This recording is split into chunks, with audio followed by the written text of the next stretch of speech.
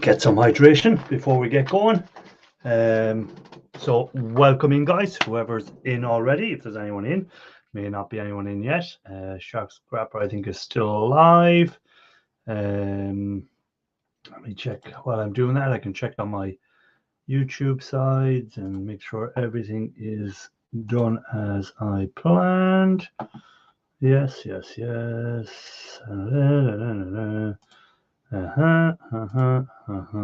Okay, I think everything should be good to go. So let's see. Who had we in first tonight? Well, JCT was there, first person in the gap. Then there was Wannabe Scrapper, might not be able to get in there today. A friend is coming to work. His motorhome, that's part in my yard, so I might be busy catching. No problem at all. Wannabe Scrapper. If you get in, you get in. If you don't, you don't. Scrap and Salvage Man, campers listening in as always on my way to work. Scrap happy. Well, Scrap and Salvage, enjoy your day at work, and thanks for having us on in the background on your way in. And then we have Electronic Scrapper. So welcoming, guys. That's who's commented so far. If you haven't hit the like, please do. As always, I appreciate everyone that's come in. And so what has everyone been working on? Let me see. Earl is in, and see you scrapping. Welcome in, guys. So good to see you as always. Really appreciate you dropping in. So what has everyone been working on?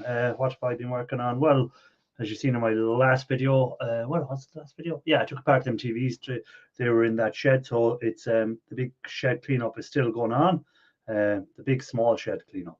So it's a lot of stuff in the small shed that needs to be sorted out. So worked on some PCs, a lot of the laptops are in there, have been all now scrapped. You'll see that coming in videos, of course. Bushdog, welcome in. Good to see you. So yeah, I was taking apart PCs and laptops, so the videos coming on them. Freaking, welcome in. Good to see you, sir. I like the old backward writing. Yeah, so that's what I've been doing, and I have to start working on the wire, and I have to start working on my transformers. Well, when I say transformers, I mean power blocks, not transformers. Power blocks. E-Waste Mike, welcome in. Mr. Shark Scrapper, welcome in. Good to see you. Great to be here, man. Great to be here. We have the hot, humid temperatures now here because it's still up in the high temperatures, but it's no sun. It's all cloudy, so it's all like humid and sticky weather now. Oh yeah. So we have that weather now at the moment. So it wants to make thunder showers, but they're not arriving. So once the thunder showers come, that kind of breaks the air, and you get that fresh feeling again. But at the moment, it's just like sticky hot feeling at the moment. Yeah. Yeah, no, I get it, man. I get it. Freaking awesome. I saw your comments over in my live stream, but I don't know what he's saying, man. I was like, yeah, it's backwards. So it's scrapping Irish, and then he puts scrapping Irish the other way. So he's done backwards one way and then the other way, which is a skill or an app, one of the two. A skill or an app that's doing that one. But yeah, good to see. E-Waste Mike went live yesterday. I don't know, did you catch him? I was in there for a while. I was working when he went live, so I popped in for a while. It was a while since E-Waste Mike went live, so it was good to see him live again. Yeah, I missed a lot of stuff. Yesterday was just an insane busy day for me, and I missed a lot of the live streams and stuff that were going on. So yeah. So yeah, no, I was just saying there, I was working on the shed, taking stuff apart again, trying to get into that shed. So got all my laptops done, got all my PCs. I think they're in there done. Now there could be more buried underneath as I make my way through the scrap that's in there. So, but I presume I have them all done, Yeah, it's like, I didn't know that was down there. Yeah, you were on about scrappers, that you don't make a lot of money, when you start off and all that, But obviously, Ian Matthews made a lot of money because don't forget he gave me a Rolex, So, yeah, that's true. Yeah. You see, so the some scrappers make a lot more than other scrappers. Yeah, when you were saying that, I was looking down. Optimus Prime, welcome in. I was looking down at the Rolex, the genuine, 100% pure gold Rolex that Ian Matthews gave me. Yes, yes. Yeah, so obviously some I scrappers am, make a lot of money. I'm just, I'm not in that league, man. I'm just not there. Yeah, Um, until you can give someone a Rolex, you have not made it. You know. I'm not worthy. I am not worthy. Yeah, Yeah. and I'm always tempted to put it into the acid and purify the gold in it and stuff like that. But no, I said I wouldn't do that. I wouldn't want to ruin such a great piece of craftsmanship as this Rolex here. Yeah, yeah. No, I agree, man.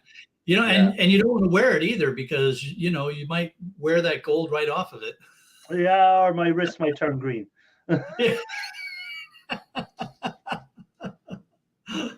Well, I think the difference is that Ian is not just a scrapper, but he's a metal artiste. Oh, that's where his money comes from. There's a lot of money in being an artiste. Yes, yes. Oh, I think I'd be buried with that Rolex.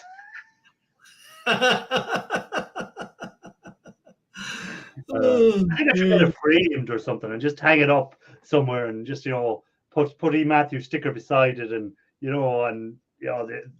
have it as something really special, Yeah, like a shadow box display or something like that. Yeah. Put it in something like that. You know how Mike done that nice display with the stickers that Ian sent over to him and everything like that. Something like that now. I think it deserves that, to have such a high quality Rolex. Like I'm sure Rolex do always. Let me open this now with the where's the little clip. Such a good Rolex that it takes a bit of effort to open it. It doesn't open normally. I'm sure Rolex always put them green stickers on the back of their quality just to show that it's good quality. Put a green sticker on it. It wouldn't be I would think so. Any other reason, Yeah, no, I would think so. Yeah. Let me see. Airfire has been going through some servers and switches. A lot of Exxon Tech or X-Tech. I don't know how you pronounce that word of that company, but that's good to see. I don't get much servers. I get plenty of PCs, but I don't get them big servers like Shark and Moose Scrapper used to get them big ones. Big boards and stuff like that. They're nice to get. Yeah, I need to do a pickup this week. I bid on some more. I don't know if you remember I think it was about a year ago. I got a bunch of the security camera system hard drives that go in buses. Yeah. I just bid on and won another lot of those. So I have to go pick those up this week and see how that plays out. So that'll be interesting. Bush Dog picked up two things that I think are servers, but they are some sort of fit into a TJ computer equipment. So I'm not sure. Well, Bush Dog, you'll have to share it so people can see. Somehow send a picture or something to, I don't know, up on your community tab if you have the community tab, so we can all have a look at it. Yeah, absolutely. But they I said that the clean out is the main issue I'm trying to get through at the moment, so that I can. Hey, Simple Man, good to see you. There's the real guy that's making the big copper fines and stuff like that. I'm sure he has a Rolex now with all that copper that he's getting. That he's invested into a Rolex for himself.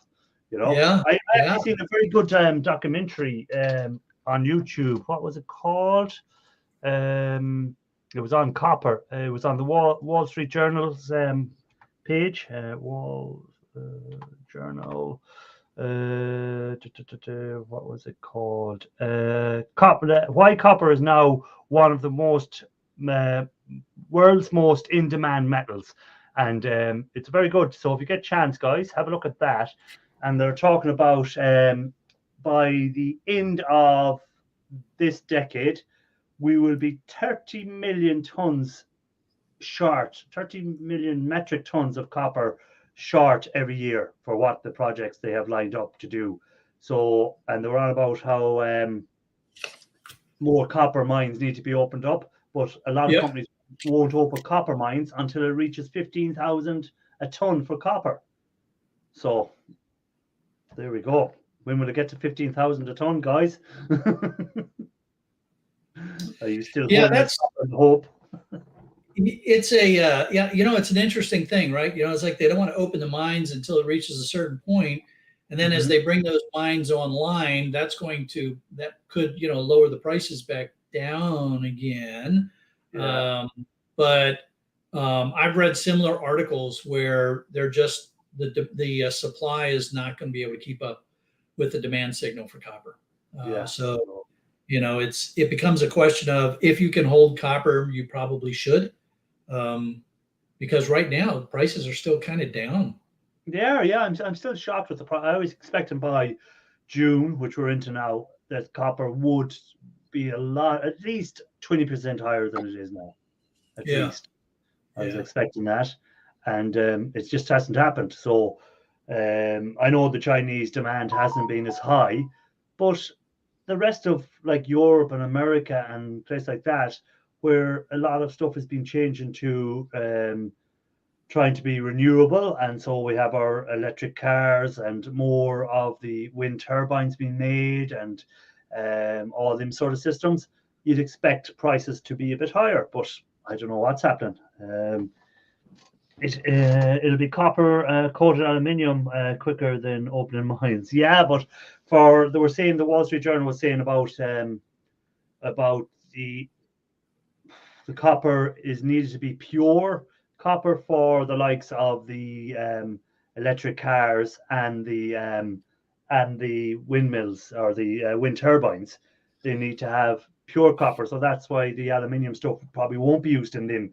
You'll see more copper motors, like in washing machines and dryers and stuff like that, turn into the aluminium because they don't need as high grade to run the motors as you will for your electric cars. Hey, Paul, welcome in. Well, Irish, you bring up a really good point there, that one of the impacts for us as scrappers very likely will be that we're going to see more and more Chinesium in things, Yeah. in the lower cost type Yeah. consumer grade things, because copper will start to get expensive and companies won't use it. Won't be putting it in. So like anything they can get away with. So if you're buying your little handheld mixers with the little motors in them, the chances of them using copper in them is going to be very slim, unless you're going really high end product, one of the high end brands where you're paying a lot more for it. But most people nowadays just buy the cheapest of them sort of things, because when it breaks, they just throw it out and buy another one for $20 or whatever. And they're designed to break anyway. I mean, when on the rare occasion that I do break into one of those things, or I get one that's already broken and I can see the inside, it's like they have plastic gears in there. Yeah. What do you expect is going to happen when you're using plastic gears? Eventually, something's going to shear out, and it's done, right? Look at what Superman has. He has 600 kgs of copper. That's a lot of copper. That's like over half a ton of copper saved up since December. So there's a nice payday coming for Simple Man. Simple Man, I expect you to do the same as Ian Matthews did. Send me a Rolex. When you guys become wealthy, you have to send Rolexes. So I'm expecting the same from you. I'm just expecting a higher end Rolex from you, because you being the special person that you are, and you're such a great guy. I expect a really good Rolex. And you see, the benefit of being a cheapskate like me is he doesn't expect a Rolex from me. No, I just expected to buy M&Ms and pay a really high duty getting them sent to me. Yeah, you're not even getting M&Ms from me anymore, man. Yeah. You got caught once, so once is enough to be caught. If you don't learn when you get caught, then you're in trouble. Yeah. That's what I said. It's it's the disposal area instead of the repairing. Yeah, it's what the companies want you to do. They don't want you to repair stuff. there's no money in it for them for you repairing. Where do they make? You see Apple and these big companies, like they tried their best to stop you repairing stuff, to make it as hard for it to be repaired. Same with Tesla. Tesla with their cars down the road, you can't bring it, the way they're trying to do it is you can't bring it to a normal garage to get repaired. It has to come back to Tesla. Yeah. So again, it's that closed loop where you can't have any competition. Now, I'm sure here in Europe, eventually, like they have with Apple and all the other big companies, they've made it in such a way they can't do that. It's against competition acts, and they make it that it has to be if you want to, because at the moment they're fining Apple big money and for not allowing stuff to be repaired and be repaired by Right. third parties instead of themselves and stuff like that. So eventually, I'd say the same will happen with Tesla when they get their cars become more popular. They're going to have to make it that you can bring it to any garage to be repaired. You can't just have to be a Tesla one. I can understand Tesla if it's under warranty still, but outside of warranty, you should be allowed to bring anything you own to wherever you want. Yeah, and I can. There's a part of me that also says, as a consumers, we have to understand our responsibility in this game too. Mm-hmm. And if we continue to buy products from companies that are driving repair out of the option, like Tesla, then shame on us, right? Yeah, we ought to be telling Tesla through our wallets that that's not the way we want you to do this, right? So, I mean, the reason why companies started making so much cheap junk appliance is because we wanted appliances to be as cheap as possible, and they made them as cheap as possible, and that meant plastic parts and non-repairability and things like that, right? So I'm not saying the companies haven't tried to get away with everything they can, but we have to understand that sometimes it's because of our buying habits that companies do this kind of stuff. Yeah, and as Watchcott said there, Optimus Prime as well, to get you to change your mobile phones, a lot of companies will not run, if the phone is more than 3 years old, it may not be able to run the new apps coming out. So then you have, if you want the latest version of whatever Google app or whatever you want, you're going to have to upgrade your phone. You have no choice, even though the phone may be working perfect. But if you want to run the latest apps, then you have to change your phone again. So again, it's forcing us to get rid of something that's working and buy something new, because it's creating more sales for companies, but it's also creating more waste. Now, I don't complain, because it means there's more e-waste out there for me to go and try and get a bit of it, or Shark Scrapper to get it, or whatever. There's more that side of it for us. But as a consumer, or as consumers, we are being forced to buy stuff when we don't need to buy it. Here's the a big consumer of electronics down here. What's up, Mike? Where do you see that guy at? Oh no, I was going to say destructor of electronics. I couldn't tell you what a computer looks like. Yeah, you've never seen one before. I mean, not my neck of the woods anymore. They dried up. Yeah, you were saying that that it's dried up big time on the e-waste. Yeah, it's bad. It has been harsh. It's like the last time I went to the place that I normally could get 500 to 1,000 pounds, and they barely had 300 pounds for me. I went the other day. I got 4 computers, a laptop, and a little box of motherboards. Damn, they told me to keep it. So why do you think that is, guys? Is it just that companies aren't upgrading their stuff, or is it any other reason for it? What do you think is the reason? I think it's seasonal here, at least. I think it's just seasonal. There's people aren't selling their computers for scrap or selling scrap computers to the yard, because right now there's no big holidays that they need money for. They've already paid for their vacation, or they've gone on their vacation, but once the summer is kind of winding down and people start, paying attention to, I'm going back to school, I need to get the latest computer, or I got to start buying Christmas presents or something like that, then stuff starts to pick up again. So yeah, the summer is notoriously slow around here. Yeah, around here as well, it would be more September time when the colleges start back up again. So you have the new group of people going into college, and the laptop they have isn't going to be good enough, so they're going to get rid of the old one, buy a new laptop or whatever. So you do see a bit more of that sort of stuff, but a lot of the laptops nowadays, there's not much in them either way. Anyhow, there's some laptops I took away apart there during the week. The boards were no better than a tablet board, what you used to get into the tablets. It's gone that sort of way.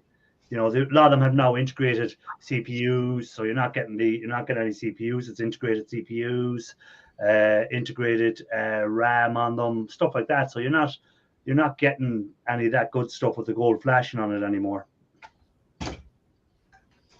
Black Friday and Christmas. Yeah, that's another one, Optimus Prime. When the Black Friday sales are on and stuff like that, people will get, when they see computers on bargains, they'll say, right, I'll go and buy a new computer, get rid of the old one. Yep. I'd rather play with this stuff. Yeah, how are you getting on with the motor? I added it up the other day. I've invested, because I have to buy them. Yeah. I think I invested $240 in motors, and I have $630 in copper sitting in the barrel. That's not too bad. So you tripled your money.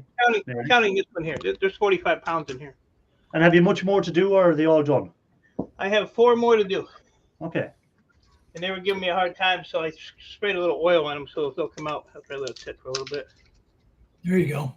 But I did I was going to say, did you find many Chinesian ones? 4. Okay. But I can take them back and just switch them out for 4 more motors.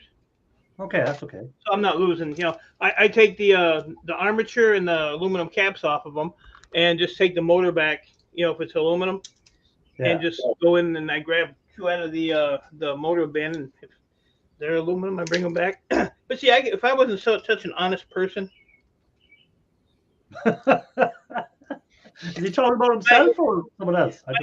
My neighbor has an HVAC company. He gives me all the motors. So I could be real dick and take all the aluminum ones I get from him and swap them over, but I'm not like that. At least not yet.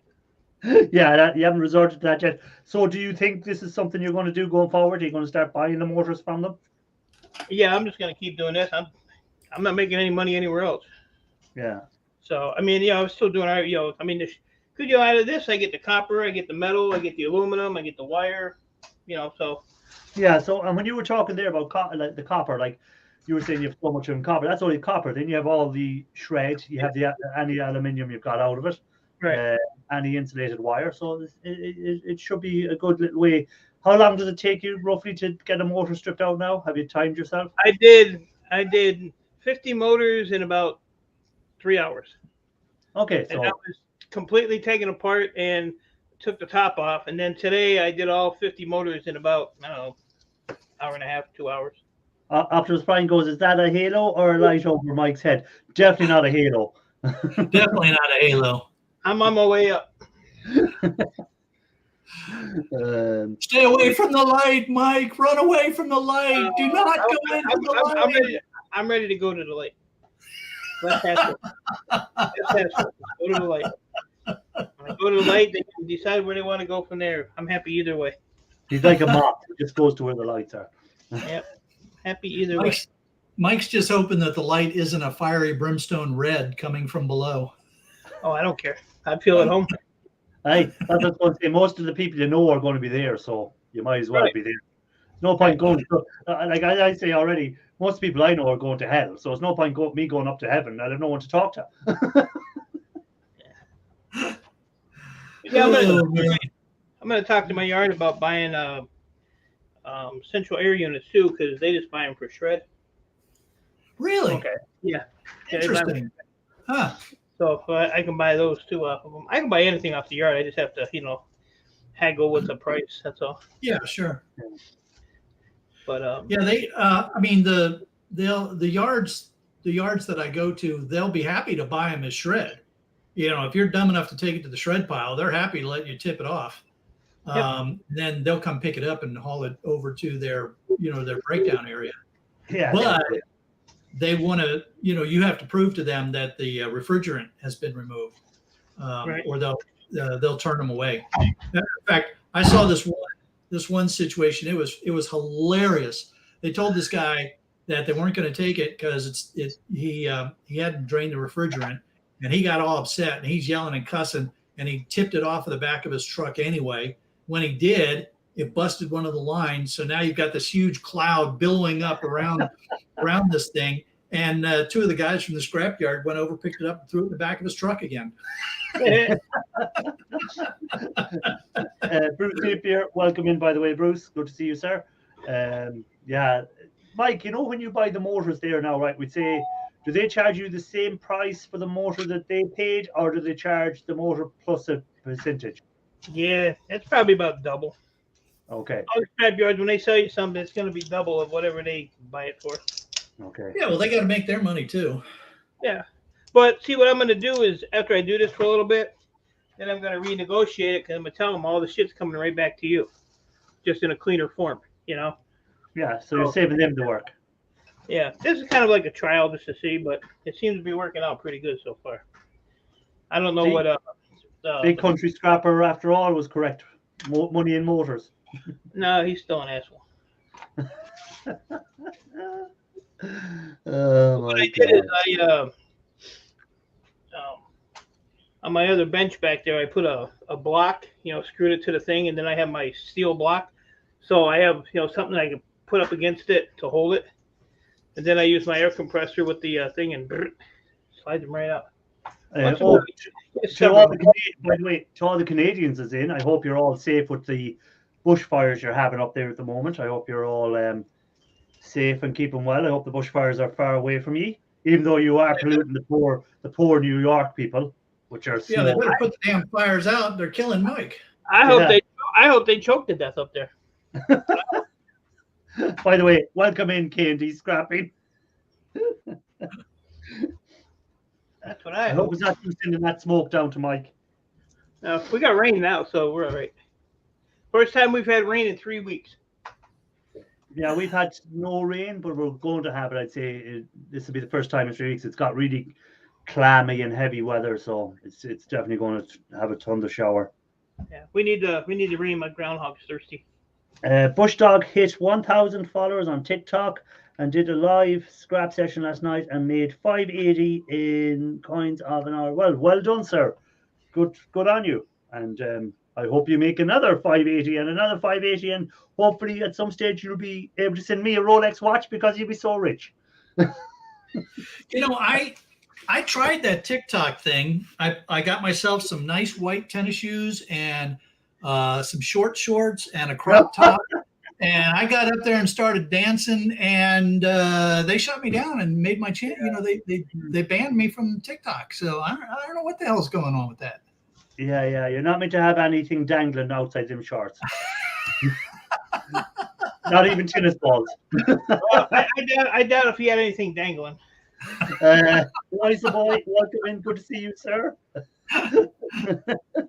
Roy walks in just as Shark was telling us about his thing, about his tennis outfit.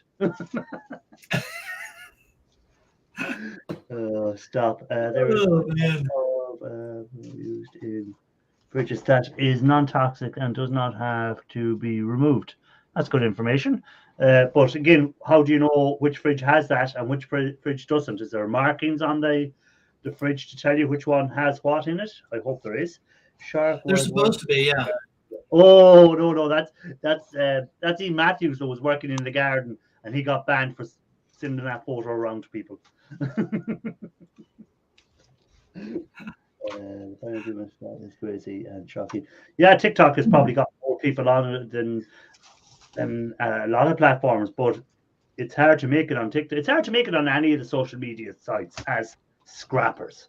You know, it's a niche market. It's you're never going to get rich from it. You're never going to whatever any bit of money you make from YouTube or TikTok. Most likely it has cost you more in the equipment you've used to make the video in the scrap world. You know, so it's a bit of fun. Bruce Napier said closest fire to him is 600 miles away, so that's not too bad. Well, and you know, it's interesting too, though. I was there's this what's his name? Doggone it, I can't remember the name of the channel now. Mike the Scavenger. Yes. You know, that guy's got a couple 100,000 viewers. Yeah. You know, and he's always like he's going into dumpsters and things like that. Yeah. Plus, he's got a really funny sense of humor and stuff. You know. Yeah. But holy cow, man, that's he like sets the top end bar of where this what the community size is, I guess. Yeah. Again, it all depends. Sometimes if you've got time to dedicate to it 24/7, obviously he has the time to do it because he's always seems to be out videoing, so he must have the time. So if you have the time and you have good content and you have a great personality, all three things come together, and then all of a sudden you can do it. Same as with the who else would be big? E-Waste Bin, he'd be one of the bigger. I seen there he had a big what you call boards. This week's video, he's bringing in all his boards. He had a lot of boards to bring in, stuff like that. It all depends. He's got loads of views on that. Just something there that I want to see. Someone was saying, Optimum was saying a lot of people. Where is it here? A lot of people have reverted back from TikTok to YouTube. Well, it depends on the content you're doing. So if you are doing a lot of scrapping videos, TikTok can be hard because you can't go into as much detail about what you're doing in a 1-minute video as you can on a YouTube 20-minute video. So that's where it's a thing. But the TikTok is great for, you ran about it earlier, Shark, the guy that shows the 10 boards and then all of a sudden he has a big chunk of gold and he puts it all into a 1-minute video and it makes it look so easy. TikTok loves them type of videos because just try them out and that's it. What else? Sure. Mike the Scavenger is the biggest channel for scrappers, that's for sure. Just as well, he will comment back to you from time to time. There you go. That's good to know, Bush Dog. Same with what you call Scrap and Pallet Man. Like I just see him, he just come into his chat sometimes. He does comment on videos. So he takes the time sometimes to check out other scrappers and other YouTubers. So which is good.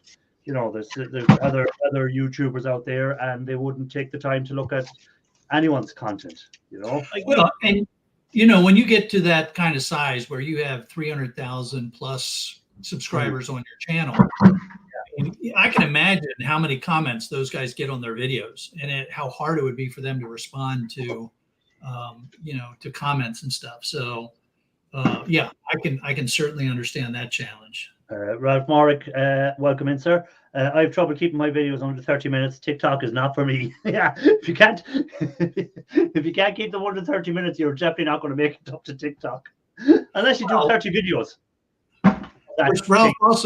Ralph also has the challenge of trying to get a video out every 30 months. But yeah, Ralph, you could split your video into 30 segments of a minute long each on TikTok, and then just have people put them all together. There you go. Quit picking on my Ralph.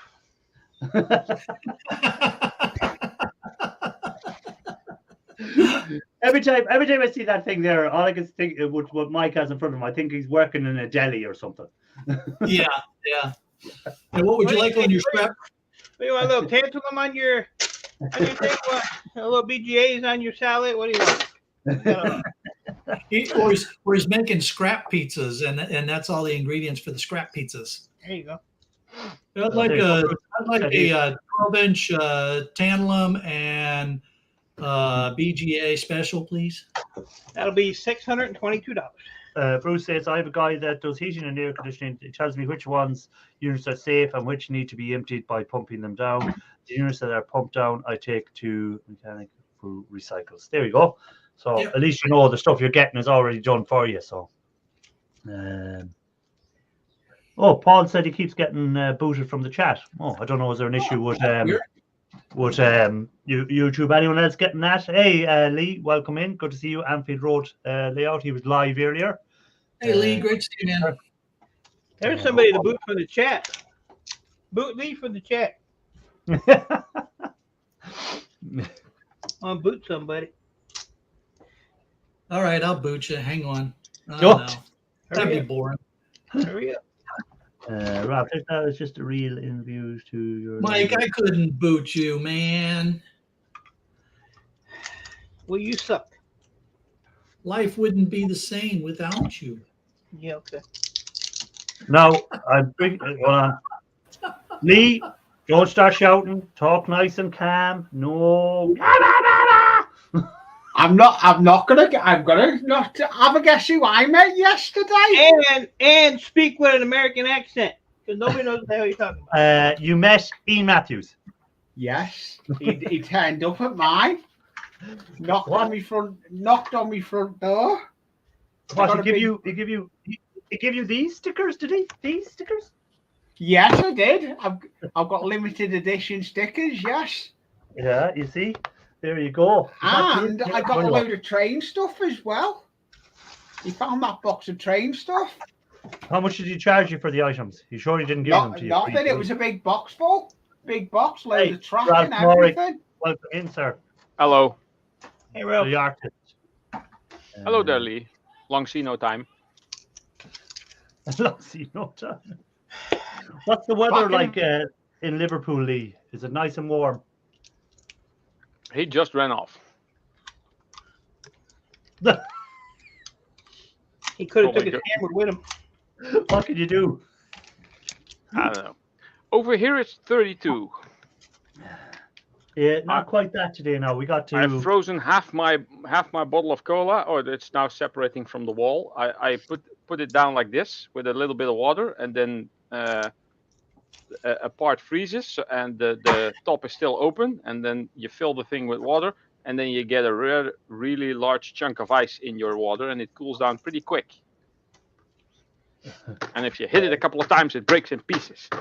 Yeah, and if you do that in the dark, you can actually make light, because the pressure creates light sparks for some reason. Science and stuff. Science. Yeah, it's 25 over here, so not quite as hot as 30. So. Oh well, it's not 32 here now. It was 32 like 2 hours ago. What is it now? Oh, there's Pokemon to catch. Hold on. Are you still playing the Pokemon game? My God, I didn't know anyone was still playing that. I just never stopped. The hype is kind of gone, but I just kept playing. And whenever I walk around, or when my mom hassles me in walking her dog, I go around catching Pokemon. So you must have them nearly all caught. There's so many to catch, and you need many more, and you need to level them up and change their skills and fight each other, and unending madness. And do you remember when people were paying big money if you had certain Pokemons, they were buying them or whatever? Is that still going on, or is it just died off? Oh, the cards, you mean? The Pokemon cards? No, I thought there was something on the games. Like if someone had got to a certain level on the game, people used to buy their game. Oh, the account, the whole account. Yeah, in the beginning, people would sell their accounts, especially if they were hackers. And in the beginning, they could basically teleport all over the place and just get everything that they wanted. Yeah. And hey, Miss Canadian Scrapper, welcome in. And have an awesome account within the first couple of months of it coming out, and then they sell the account. Yeah, people used to do that. It happened in World of Warcraft as well, in many games, online games, because the pay to win is easy. What you call Simpleman saying hi to you, by the way, Ralph, as well. Bushdog Scrapper, I'm with you. Okay, thank you. Yeah, I always find it interesting, these folks that hack something, basically cheat, and then as if they're trying to make themselves look like they're that much better than everybody else. Well, no, you're just a good cheat. That's all. Yeah. If you were in Vegas, they'd bring you into a back room and break your arms. Yeah, exactly. Don't mention the back rooms, please. Fine. Look up back rooms. No. Oh, don't do whatever Ralph just said. Ralph, how is the big clear out going of your copper and stuff? Pretty good. Well, I'm not clearing out the copper yet. I'm making quite some progress. I got the car loaded with shred. I wasn't able to get to the scrapyard this weekend, but I got most of the stuff out of the garage, and it's starting to look somewhat organized. Yeah. Not too bad. And how's work? We were just on. I don't know. We were on earlier about talking about the copper motors and stuff like that. And we were saying that with the shortage of copper, out there in the years to come, it'll be only high-end stuff that'll be using real copper, and a lot of the low-grade motors will be Chinesium. Have you noticed that in repairing products? Is there a lot more Yes. Chinesium? The motors in washing machines and in heat pump dryers. I have a couple here actually. I keep taking them from work because, well, they're there for free, and then I just take them. Welcome in, George. By the way, George just came in, so welcome in, George. So Well, I know. this has some nice cast aluminium casing and some steel. So I do take these, but mainly for the cast aluminium because metal casting. But there's no copper in them. There's all aluminium wire. So I toss those in with my copper bearing motors and sell them for 70 cents a kilogram ish. So Lee done a Ian on it, and when I met you, bigger disappeared. So Lee, thanks for being in. Take it easy. Enjoy your evening. But yeah, that's going to be the thing going down the road. It's going to be a lot of Chinesium motors on the lower grade stuff or the everyday items, where the copper will be used mainly in the electric cars and the wind turbines and the high-end products, like the really expensive stuff. Yeah, and I noticed that even the toroidal little spools on boards, they are sometimes aluminium. Okay. Yeah. So, but these things, those MOSFETs, these are smaller ones. There's also slightly bigger ones, and the metal in those is still all copper. So sometimes you can even tell from the side. I actually found this as part of an amplifier, I think. And so there's a nice bunch of MOSFETs on there, and just whack them with a hammer or burn them if you want to. I wouldn't recommend. It's messy. I watched a video this morning of who was it? Oh, I'm terrible at remembering who it was. Let me see. They replied back to my comment, so I should be able to find it here. Who was it that I was watching this morning? That stupid heart icon really should go. It's in the way of the chat every time. E-waste recycler. That was the guy. He was doing the gold band oscillators. Okay. And it was very interesting. He got the on the return he got, I think, 1.5 grams from, was it 80 something grams or was it 180 something? I'll have to check that out again, but it was higher than 999 Dushan got from his one. Really? The same thing. He only got 0.5 gram from the same weight roughly. So it's just be interesting to see which one of them is the more accurate to the two. Like, how come one gets such a high number and the other one got a lower? But again, what about the purity of the gold? If one is like 92% and the other is 98%, then yeah. Yeah, well, I think 999 Dushan was using urea to utilize his, which isn't great. I used urea but I'm not going to use that anymore. It's just from doing more research on it and that it doesn't really neutralize the acid properly. So I think that's why his return wasn't as good, because it meant that the nitric still redissolved some of the gold as it was coming out of solution. So okay, so Irish, that means you're going to stop peeing in your gold solution now? No more urine? No more urine in the jet.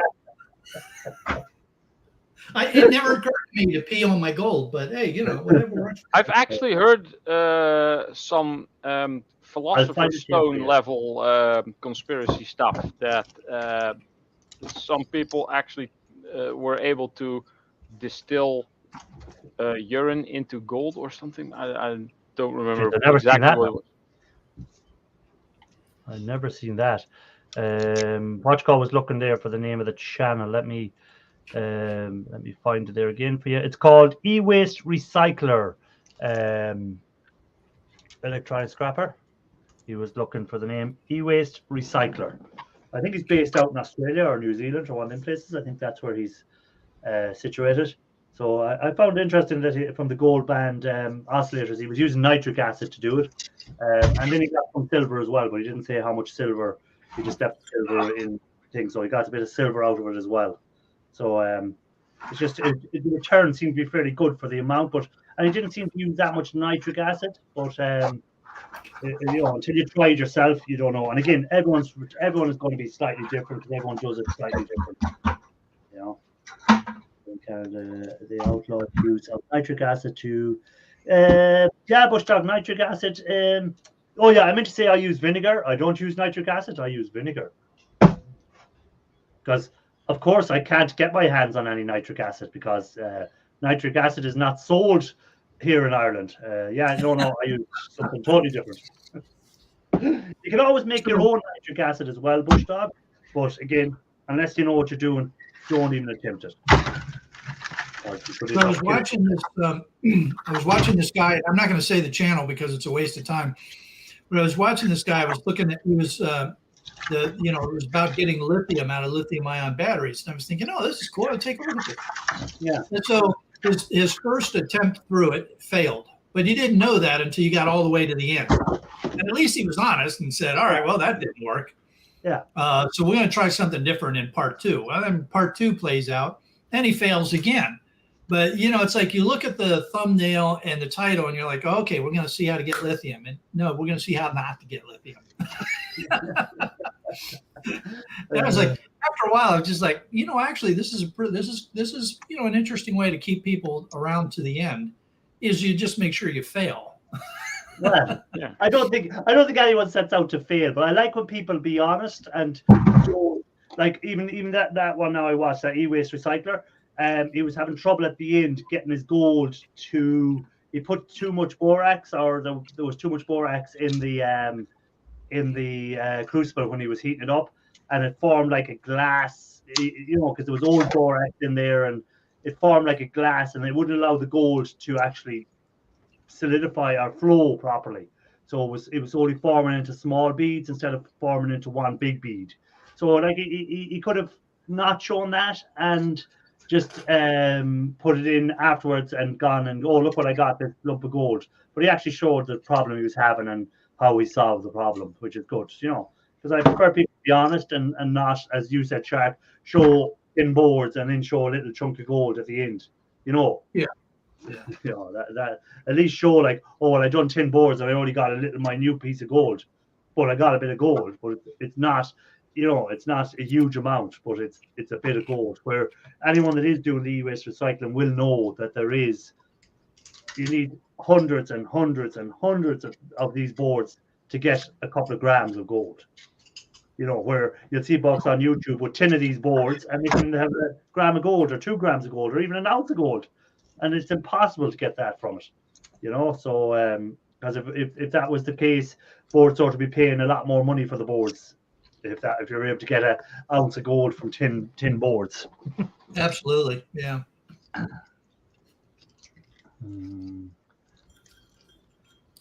Bush Dog and I were just on about how one of the big issues too is that a lot of these folks will use acids, but then they won't talk about how to properly dispose of the acid waste. And it's not just a question of neutralizing the acid, because liquid has a lot of nasty stuff in it. Yeah. As I showed in my last video, I have 2 or 3 big not big containers. They're about 18 inches high by about maybe in diameter, maybe another 12 inches diameter, a foot wide by about 18, and they're full of waste solution that I need to recover the copper from, and then get the other metals out of it and then neutralize it before I dispose of it. Because as you said, you can just throw in your baking soda and neutralize the acid, but you still have all the metals in there. So even if you pour that down, there's no active acid left there, but you have all these heavy metals that you're pouring into your groundwater system.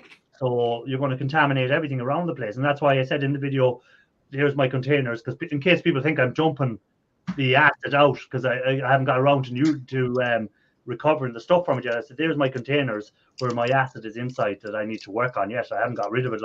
Now, again, every so often, the local council will say they'll do a hazardous waste disposal day. So if you have any hazardous waste you want to get rid of, they will take it. So if I know there's stuff that hasn't got copper in it, that I was working on tin or something like that, I'm not going to recover the tin because it's too hard of a job to recover tin from acid. So I'll bring that stuff to the hazardous waste recycling. They'll charge me a fee, and they'll take the hazardous waste, but it'll be treated. You just tell them what's in there. So you'll say to them hydrochloric acid and tin and maybe some other base metals, and they'll charge you a fee, but they know what is in there to be treated. Yeah, and if you were doing it properly, here in the U.S., there's companies that you can call them up and say, "Hey, I got 5 gallons of acid that was used to extract gold from this. It's there's probably going to be other heavy metals left in solution. What do you charge? And maybe it's $50 a gallon, or I have no idea what the price is, but and you just factor that into the cost of doing business, right? Yeah. No, they're just like whatever you do, and this I can't say this enough. Don't pour acid down the ground into the groundwater. You contaminate the water system, and what will happen is if they'll investigate it, because if the water system gets contaminated in the area, they'll start investigating, and all of a sudden they're at your door knocking and saying you have to pay a fine of 100,000 or even prison time because it contaminated the local water, And, So and that's what saves it. If you don't dump it on the ground, can you dump it down the drain? No, you can't dump it down the drain. Oh, damn it. This is one of the reasons I'm not into recovering any precious metals using acid and stuff. Yeah, because I'll find all the silver contacts and cut them off and save them and gold-plated pins and stuff, and I send them all to you people so you can do that mess. Yeah. You could do that mess. Yeah, no, see, a lot of people get into the e-waste recycling or whatever as a hobby, but there is a lot of other stuff too, like the disposal of the acids is a big thing. And as I say, I still have, I think it's 3 of them containers to deal with, and my plan was to deal with them this year, but I don't think I'm going to get to it. I haven't got the time this year. So I don't think if I get to it this year, what I'm going to have to do is I'm going to have to bring a lot of it to that recycling when the local authority does the hazardous waste recycling. I'm going to bring it and just pay the amount of money and get rid of it that way, because I don't want it left in my yard that eventually it could burst and leak somewhere or something like that could happen, and then that's just as bad. I mightn't have meant it to happen, but if it happened, I'm responsible.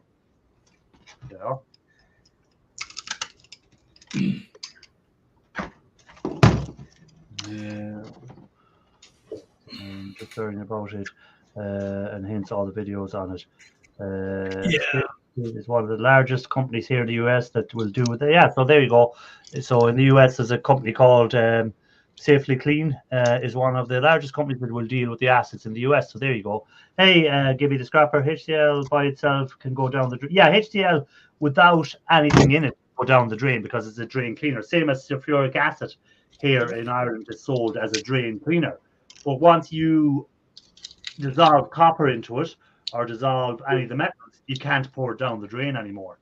So if you've used hydrochloric acid for, we say in copper chloride, when you use that to get the gold foils off the ram fingers or whatever, you have created copper chloride, which is HCl and copper in solution. So you can't just pour that down because you've copper now in the solution. So it's no longer just HCl. You've added copper to it, so it's no longer a drain cleaner. Anyhow, that's my giving out for anyone that is pouring acids out without dealing with them. Bold people.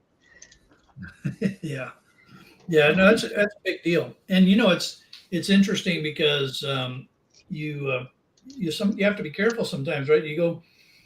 You see a business that's for sale and you look at them and you kind of scratch your head and you say to yourself, they have a small building and a lot of dirt. Well, what have they been pouring in that dirt?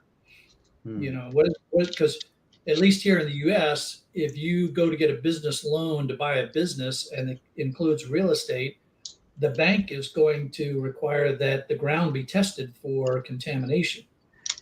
And if they come up with any kind of contaminant, then someone is responsible for remediating that before the bank will agree to give you a loan for it. So that's an issue you got to pay attention to it.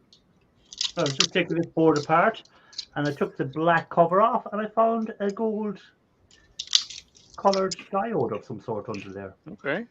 Really? Yeah, I was just messing. I pulled off the black cap, and we've gold colored diode. Let me make that bigger. Boom. So there you go. This little gold thing here with a little black center in it. Don't know what it's off. Gold. Can't tell like this. Oh. I have to say, I'm somewhat disappointed by the level of your reaction to the gold there, Irish. I would have thought a bit more animation was necessary. Gold! I struck it rich. I got gold. Damn ye all! I'm out of here. I never liked Gianni. Feelings mutual. Fucking rich. Yeah. But I still have my gold Rolex to cash in as well, which is, another big find. I'm sitting on millions and I just don't realize it. Ian. Good old Ian. Yeah, so Ian turned up at what you call Lee's house and give him his stickers. The where did I put Lee's stickers? I had them here a minute ago in my hand and I don't know where I left them. Here they are. The limited edition stickers that my color screen. There we go. There we go. So the limited edition Anfield Road stickers, I have 3 of. So there we go. Very cool. All right. And you have acquired them from Lee or from Ian as well when I was over there last time. Ralph, I'm glad to see that you're back to Coca-Cola. Yeah, I got well. This is water for now, but I ran out of the Pepsi at some point, and I had to buy new. And then they had Coca-Cola again, cherry cola. So yay! I don't mind the Pepsi. I just think that Coca-Cola tastes better. Just my preference. Yeah, I prefer Coke than Pepsi. It's like I don't know, the Coke is kind of more, I don't know, refreshing taste, I think. Pepsi's more flat. It's not as fizzy. Yes, it seems a bit more flat, yes. Yeah. Yeah, Ian would rather drive than buy a stamp.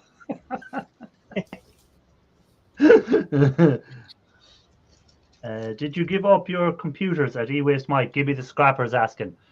No, Gibby, you're going to get them going. You're going to wind them up now. No, I'll just leave it at that. Everybody else watch his previous 5 videos and you'll see why he's doing motors. Right. I got tons of copper laying around. I just got to take it all apart. I don't really feel like doing all that. And then you can afford to buy Irish a Rolex. Yes. Here in Ireland, this is how much an international stamp costs now. €2 to send to international post. Oh, really? Yeah. I have no idea. I still have a couple laying around because I still have stuff to send. It used to be, before COVID, it was €1. Now it's €2 to send it. Yeah, everything got more expensive. Doubled in price since then. Crazy.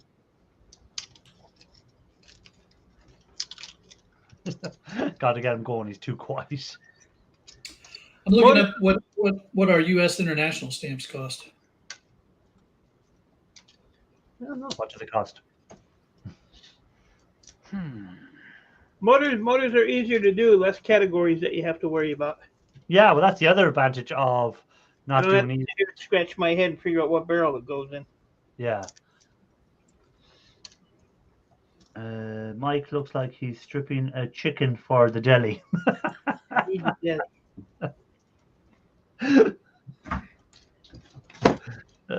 what though? This stuff adds up quick. I'm surprised how quick this adds up. So you might never do computers again. You might just stick now with copper motors. Yeah, I still do them if they come in, but I'm not, You have an alternative now. You're not relying on the one source. No. Can't rely on it anymore. I got a whole basement full of stuff if I want to. Well, I almost threw that in the garbage can.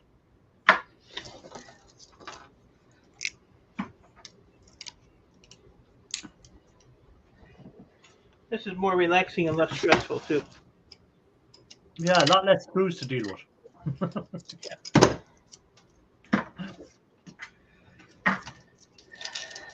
I'm beat. It's the heat. Sure. It's the temperature out there now. Yeah. You see, we're not I used to hardly did anything today, and I'm tired as if I had a full work day. that. Yeah, my hay fever's gone crazy today. I've itchy eyes and sneezing. I'm glad I don't have any of those. Yeah, I take the tablets. It helps a bit, but you're often tired with hay fever. Is what I find that it just tires you out.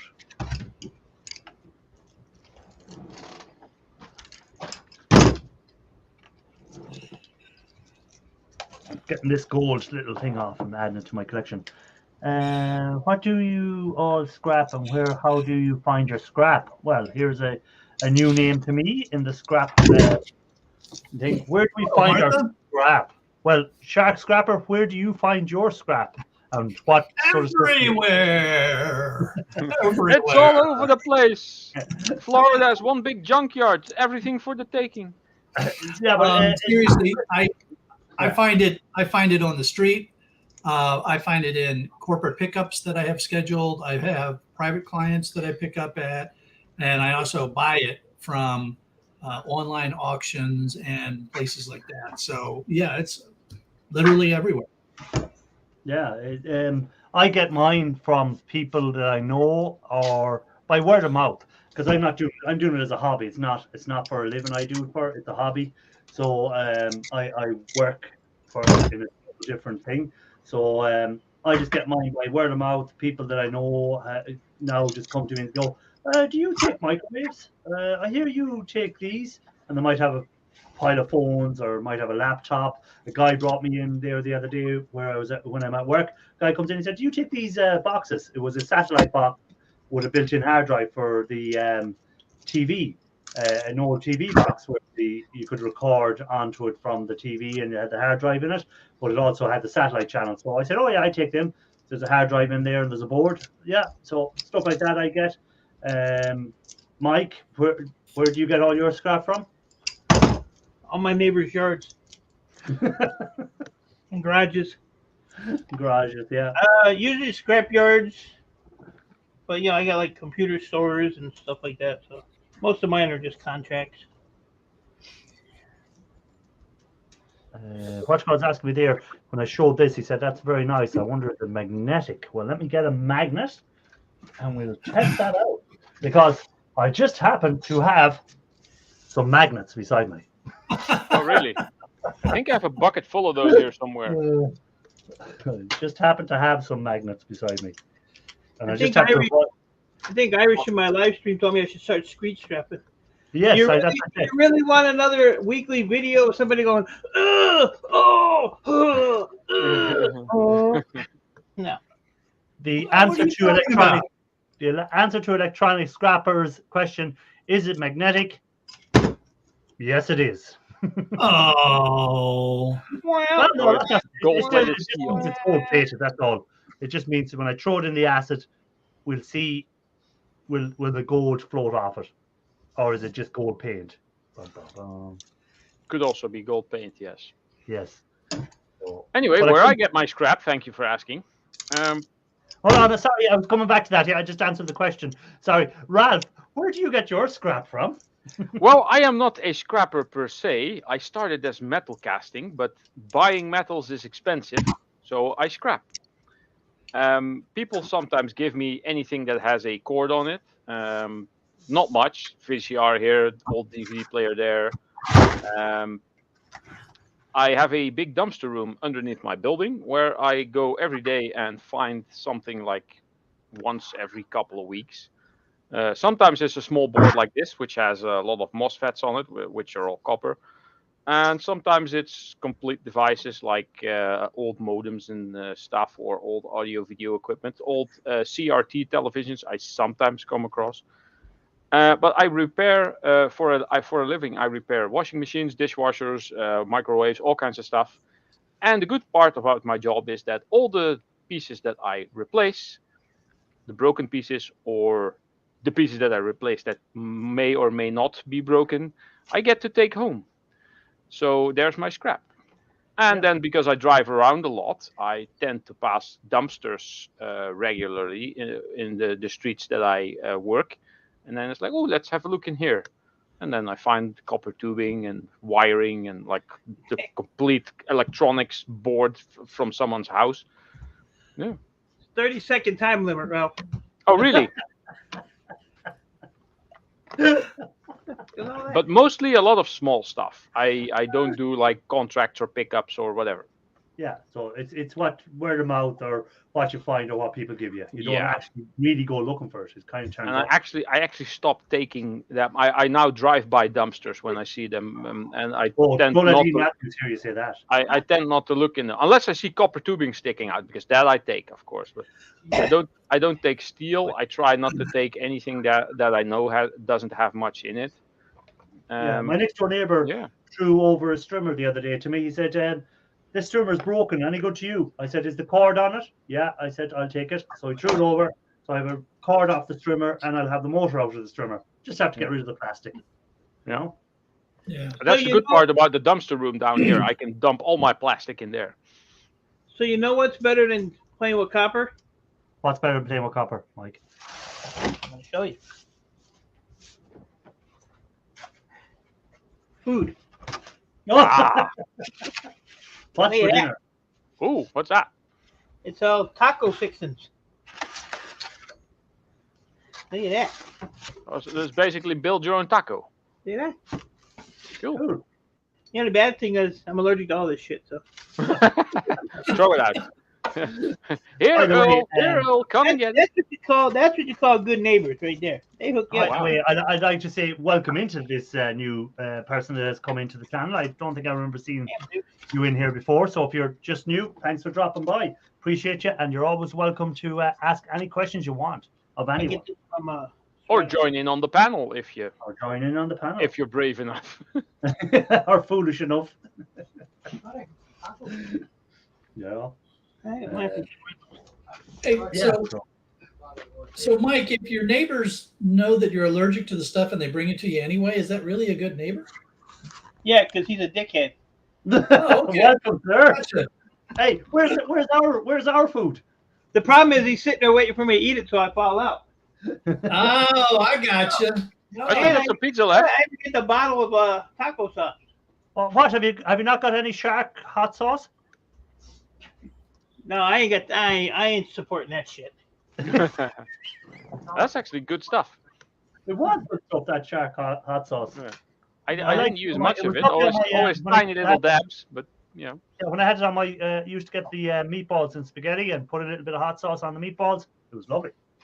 Yeah, I like that stuff too. I had to stop. Well, I made the decision to not sell it or give it away anymore when my insurance company was doing a review of my liability insurance, and they said that we might have to double your premium if you're giving away foodstuffs or selling foodstuffs, because you've now increased the liability that somebody could get sick from from a foodstuff. Now, like, okay, well, I can fix that. I just won't do it anymore. So I can get a free I'm bottle. not making any money on it. So this new person came from E-Waste Mike. Give us all a shout out. So thank you, Mike, for mentioning us all. Thank you. Mike gave you all shout outs in that bottle. Oh, well, see there. You owe me $20. Put my money in my Put it in the PayPal. Put it into PayPal today. Here's the thing that I gotta admit, I'm a little bit worried though about Martha, because I know how Mike probably did that. He probably said something like, "Yeah, if you got nothing better to do and you want to waste a lot of time, go check out this guy." Or if you want to, who has no idea what he's doing. I wouldn't even give you that much credit, Shark.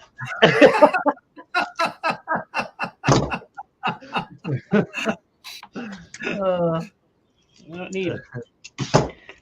So, Guy so, scrapped out a 4K television. Yeah. What's called thought? Who was it left his comment? Wannabe scrapper. He goes, I came here thinking you were scrapping out 4,000 TVs. Yeah. Yeah. I'll have to. He said, I'll have to read the title better next time.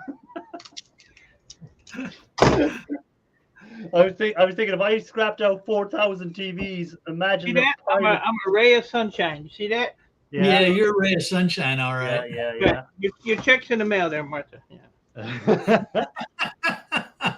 A ray of sunshine, you're the- like you're like the- when you're like only 50,000 miles away from the sun. It's Hey, more like Irish, I gotta be honest with you, man. I saw the title, and I had just gotten done doing about a dozen flat screens, and I just said, no, I don't need to see I that. can't look at another one of these things right now. Yeah. Oh, the amount of screws in them TVs is a pain. And, Yeah, but and again, there's not much. Well, it's all right for you get the motherboards and stuff like that. Out of it. For me, it's grand because I'll be taking. But the motherboards, they're not high quality motherboards. You know, you get a power board, you get a motherboard. Now, sometimes you might be lucky. And I took this. I don't know what they took. I took this out of a router. I think it was a router, and there was two actual BGA gold corner BGAs in it. Oh Which wow, yeah. is unusual. Yeah, because see, you have your that was your phone line in or something. Then there was more phone lines out. I think that's what that came out of. Was it? Yeah, I think that's what it came out of. Was a router of some sort. But there was actually two BGA gold corner BGAs in it, which is good. You know. You were Sometimes- taking TVs apart, Shark? Pardon me? You were taking TVs apart? Yeah. What's wrong with you? Why would you waste your time? It's having a little moment of insanity. I guess. Yeah. You're all secret micro scrappers out there. Don't even pretend you're not. I don't take TVs apart. Myself and Ian Matthews I don't are deny on it. Myself and Ian Matthews are onto you guys. You big Yeah. scrappers. They're all like, oh, we don't break down these. You're wasting your time. And they're hoping that we'll stop and they'll get all the nice goodies. That's what they're up to. I know what they're up to. You ain't gonna see me break a TV down. I just scrapped 1,100 monitors. Remember? Yeah. Shred. Hell with that. I never thought I'd see the day that I'd see Mike micro scrapping down a motor. I'm not micro scrapping. I'm cleaning the copper off of these. You're I micro get a lot of these This little ain't things. micro-scrapping. This is called cleaning the trash off, so you get the best money for them. Yeah. It's not micro. These are on boards, but even though they're tiny, they're very easy to get the copper out. You just Mike whack the had thing something with a like hammer that. and go. Bzzz. You had something like that in your live yesterday, Mike, where you were rolling off the copper off it. I think Raphael told you to drill a hole in it to take it off and you give out to him. Yeah, you see what I told Raphael, right? But what Yeah, did you know, I did those 3 toroids and I got like 2 pounds of copper off of those. Yeah, and what were they out of? I don't know, some board I got from that company. Okay. Some of that stuff I get is like huge. I just loaded up 234 pounds of those big extruded aluminum heat sinks. Had 234 pounds of those. Those are going to scrapyard tomorrow. I'm getting rid of some stuff tomorrow. Yeah, there was a nice amount of copper on them when you were spooling it off and winding on your hand. There was a lot more copper on it than I thought there would be. Yeah, I got a bunch of those little spools. A couple totes full of them. I got a lot of copper laying around, but like I said, it's all stuff you have to unwind. You know, the carpal tunnel will kick in, my arthritis, all that shit. So, you know. There's Mr. Sunshine coming out. I can't even use a grinder. Look. Oh, God. Look. That's grinder, buddy. Another grinder wound. Dude, we got to get you some sort of leather vest or something. I've looked on Amazon. I'm going to get me a leather apron. Kevlar. Yeah. Iron Man armor. Yeah. But you know what? I was thinking I had one of them diamond blades on there. If it would have been one of them regular cutting discs, that would have sliced me open. I had one of these on there. Mm-hmm. Oh yeah. So then it saved me a little couple layers. But see, those big ones came off of boards like this. Like that has a little one on it. Yeah. But some of the boards that I get are like 25 pounds just a board, and it's all big toroids like that and big ass capacitors. And but see, like this here, I'll just take these two here off and take this couple little tantalums off and rest, and then I'll cut this board right here. So then I get a low peripheral and a mid grade. But I don't take the aluminum. I don't take the aluminum or nothing off because I'm lazy. George, that's an image we don't want to be thinking. Hey, Martha, did you like that? Huh? I did that for Martha. Philip, welcome in. Good to see Philip. Hello, sir. Welcome in. Did that for Martha. Martha's gone off to wash her eyes out with bleach. She's probably screaming down the street. So Mike, were you trying to take out your appendix and realized it was on the other side, or what was going on there? Well, I was trying to give myself a lung transplant. All that smoke, I was just trying to ventilate a little bit. Okay. All right. Get some smoke out. He's blaming the Canadians again for it. You see, Canadians tried smoking them out. Yeah. The smoke. They did like I said, they did an air pollution thing, and my area was number 2 in the world for the worst air quality the other day. Because of all the smoke from Canada. Yeah. New York was number 1. Yeah. Isn't that crazy? Number 2 in the world. Now, Mike, when you ordered the leather apron, you didn't also order the assless chaps to go with it, did you? Number 1, if you would have listened to me, I said I was looking. Didn't say I ordered it. Oh, okay. But now that you reminded me, yes, they will be ordered as well. And they will be modeled on the Scrapping Irish channel. Martha said, thanks, Mike, and she's put a little thing with sunglasses, so I don't know, does that mean she's gone blind? She's not wearing a welding cap. Yeah. You're more than welcome, Martha. More than welcome. I do private showings. My email's in my Hey, I got to make a buck somehow, right? What are you gonna do? See, that's like I said, that's not bad. It's not a bad gig to do this. I always thought it was kind of a pain in the butt to do, but it's really not. If you have the right tools, it's not. Yeah, once you get into the rhythm of it, it's yeah. I mean, it's like I use a compressor, so it just vibrates everything out of it. Just pulls everything out. If you sit there like some guys with a chisel and a screwdriver, and I'm not gonna play that game. then it's not worth it. But if you have the right tools, it's like I said, that barrel right there is already $600 in that barrel, and it's only like half full, and I only have 300 hours invested. But that's just the copper. That's not counting the metal and stuff too. So. Yeah. Did you see, like Simple Man said earlier, he hasn't cashed in his copper since December, and he has 500 kgs of copper now to cash in. That's or 600 kgs. That's over half a ton of copper. That's nice, yeah. Yeah. And I was glad I was getting close to the 100 kilograms. But I'm just gonna keep piling all this up, and then if my neighbor decides to sell me her house, then I'll just cash it in and give her the cash on it, down payment. That'd be a few grand. Because I can get a little bit more. Like if my yard's paying $275, they'll give me like $280 to $285. Because the more you bring in, so I always get a little extra on it anyway. So, Bush Dog, we don't want to know what happens off camera. Philip wants to know, can you use diamond discs on metal to cut? I have. Yeah. This one here. I heard it works really well on aluminium because a regular grinding disc fills up completely and it becomes completely smooth when it fills up with aluminium, and you're basically sliding, and the diamond disc will keep its edge and cut through easier. Yeah, it says metal on that. Let me make it bigger. Yeah. Boom. There we go. Metal. Steel. Anything Diablo is like really good. Sawzall blades. These here. That's used to be my favorite video game, also Diablo.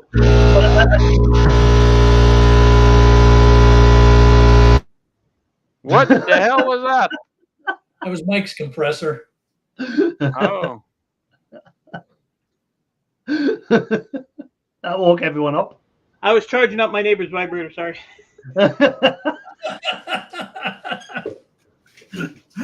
I was going to say, if you watched on E. Matthews' videos where he just had to be cutting soft metals and he might be doing like a copper, cutting through some copper, he'd always have a hard metal there and he'd just touch the blade again off the steel to Yes.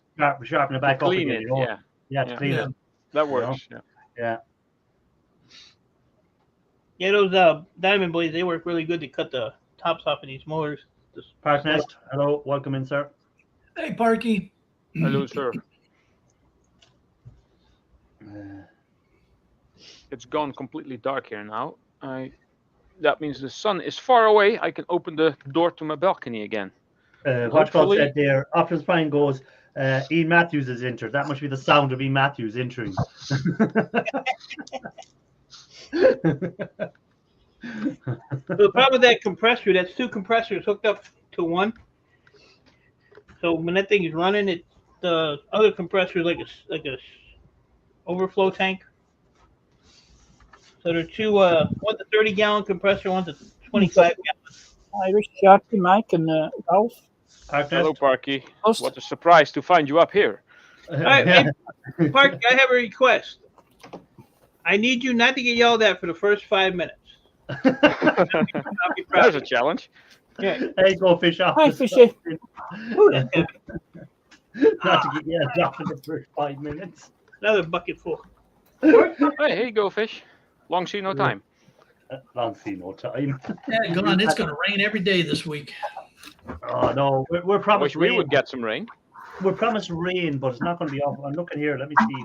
It's meant to rain. It's going to be okay tonight. It's going to be warm. Tomorrow, same thing, cloudy and hot. And then at 2 p.m., rain until 8 p.m. Whether it does or To not. folk Same thing yesterday, but didn't. off YouTube.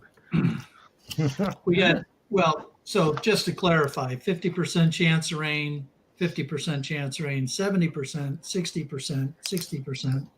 You know what it means when you get a 60% chance of rain? You know what that means? It means it's going to rain.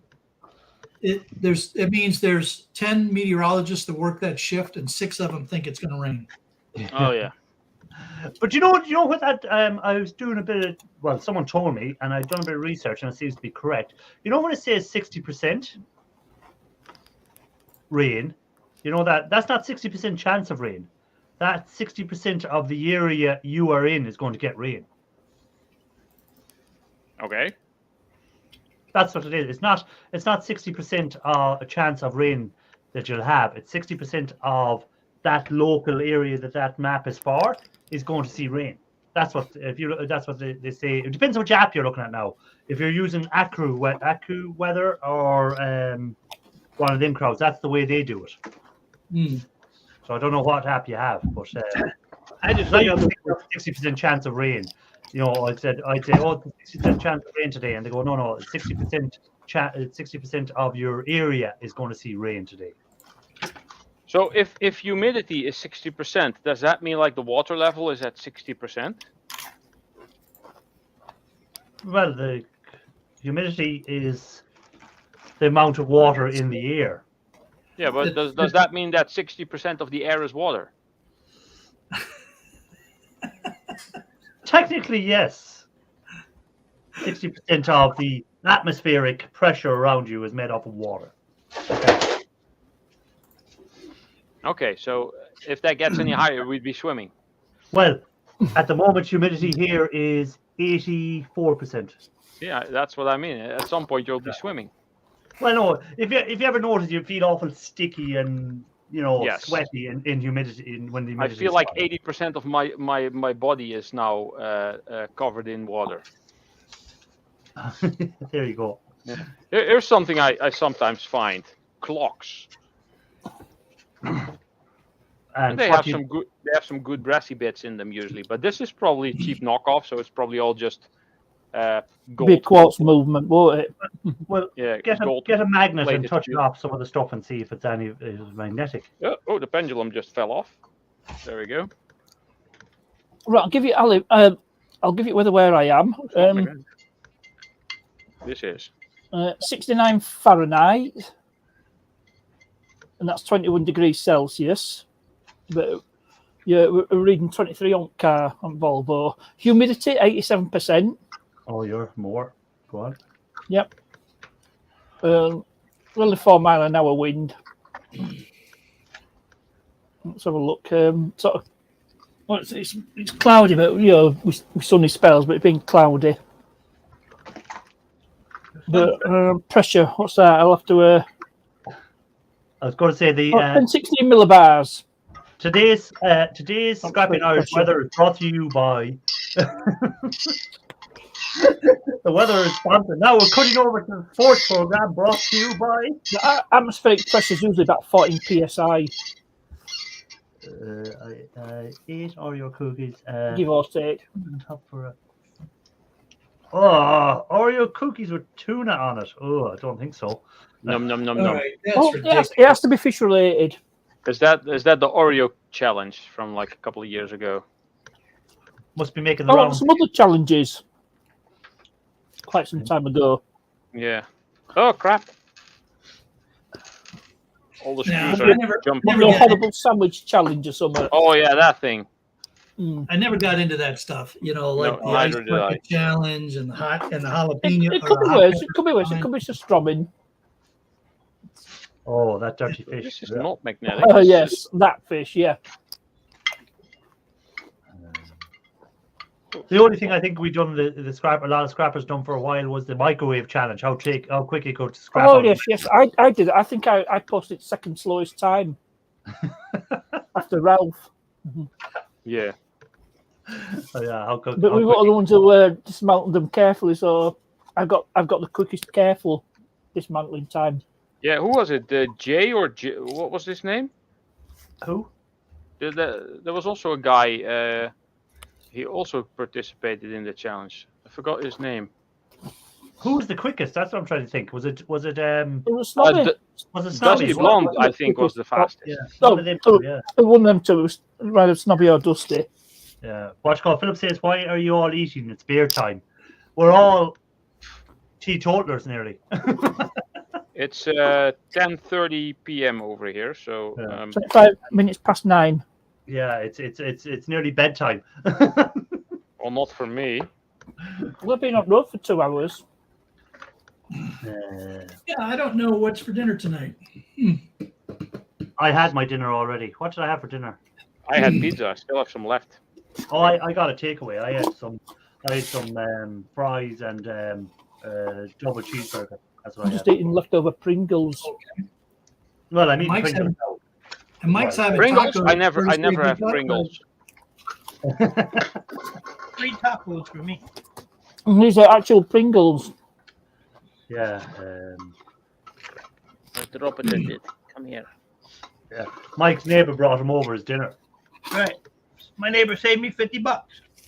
I don't have to buy it. Your neighbor knows you don't like this food, so he's hoping he can get you to a grave earlier. I'll tell you what, that guy, man, he's always bringing me. He makes homemade pizzas and stuff. He's got a pizza oven. He's Oh wow. always bringing me food. That's a nice That's- neighbor to have. Yeah, he's a good guy. We have an Indian family that lives across the street that we're friends with, and every now and then the wife will show up or one of the kids will show up. They've with an Indian dish that they've prepared, and it's very interesting because these are true Indian dishes, not the kind of crap that you get at a quote unquote Indian restaurant, but true Indian dishes. Just some amazing spices and flavors that they put together. Some of that stuff is hot too. You go, Oh, yeah. you go to some restaurants and you get these Indian restaurants, and they're not ran by Indians, and the food is just really bad. Mediocre. Mediocre. You go to a proper, authentic Indian restaurant, and it's just I love that. That's the food I love. Proper, authentic Indian food. Oh, I can turn this I into don't do curries. Oh no, I like curries. Not overly hot curries. No, mild enough curry. I don't go for the big vindaloos or any of that carry on that burn the carry throat. on. The chain is all brass too. I'm surprised. Yeah, Electronic Scrapper is saying that e-waste has become scarce in his area as well. So everyone seems to be suffering the scarcity of e-waste at the moment. Especially for me, do a scrap video taking apart a compressor, Mike. There you go, Mike. There, someone wants you to do. Earl wants you to do a scrapper or tearing down a compressor. I got a generator sitting over there. I got to do that. Now I was born in a city that was known for curries I got a because of generator. the sizable Indian population. Yeah, well, England Indian would be Pakistani good. population. England would be a good place for curries. There's a lot of good curry houses over there. Special request live stream for $50. Yeah, you have to put is eBay not eBay is PayPal. I do those on a separate platform. Yeah. Or you can do Venmo. I got Venmo too. So either one you want. Yeah. And if you want, he has an OnlyFans page where he'll show you wearing these leather chaps that he's going to be getting. So, Irish, you reminded me of just a funny thing that back when I was working in one of the defense companies, and we were over in London for a conference, and the guy that worked in the London office, he said, well, what restaurant do you guys want to go to? And I said, well, it doesn't matter. I mean, we're in England. You guys have crap restaurants. There's no good English food. He said, oh, we got great English food. There's a Thai place over there, and there's an Irish place over there, and a Greek place over there. And I said, yeah, but you don't have any English restaurants around here. Yeah, they're all foreign restaurants. Chippy or what else? Yeah, a fish and chip shop will be. Or what you call a greasy spoon cafe. Yeah, something like that. What would I suppose the Sunday lunch meal, like the roast and the Yorkshire. Oh yeah, pub, that's another thing. Yeah, that'd be a traditional sort of English dinner sort of stuff, Now, having said that, I love a proper English breakfast. I don't know why, but there's something about a proper English breakfast that I enjoy. It's been a hell of a long time since I had that. It's better than when you go to America and you go into a restaurant. That's the one thing I don't like. You can't get a proper breakfast, as in your eggs, your bacon, your thing. It's just something not the same as what you get in England or Ireland in it. I don't know what it is. It's just, for a start, you use that butter that is like white instead of proper color for butter. How can butter be white? Because it's mostly milk, maybe? I don't know. No, proper butter has that orangey, yellowy tinge to it. Proper homemade butter, where the proper stuff is Irish pure butter. white. Yeah. The pure white stuff in is that processed crap that's made from plants or something. Not referring to Lurpak, are you? But the breakfast with the tomatoes and the beans and the blood pudding and it just there's something about bacon, it. hash brown. Hash brown. Did I miss anything? Well, yeah, on a tradition, you'd have to have your eggs, your sausage, your eggs, sausage. We call it rashers. You call it bacon in America. You have to have your rashers. We call it bacon over here. No, we call it rashers. Then you have your beans, your hash brown, your mushrooms. You might have some fried onions as well. Oh yeah. Get sizzler. With fried onions. Yeah. So, you got to have brown sauce. You got to have brown sauce on it. No, what is the sauce made out of? Brown? It's molasses and vinegar. I think that's their main components of brown sauce.